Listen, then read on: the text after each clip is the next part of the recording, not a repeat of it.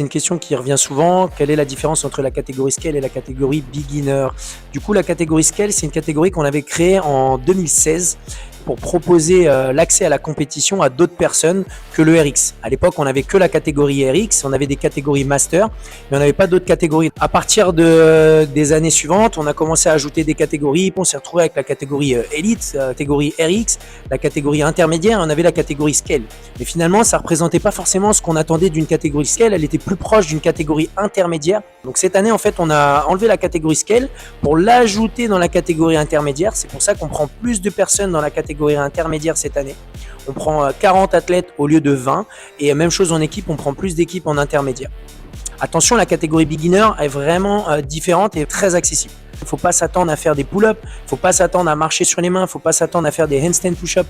C'est vraiment des mouvements qui sont très simplifiés. On veut vraiment accueillir cette année 10 prétendants et prétendantes sur cette catégorie pour qu'ils puissent participer au French et s'amuser un maximum. Même principe pour les teams, puisqu'on prend également des teams beginners. Il faut vraiment que ce soit des personnes qui soient débutantes.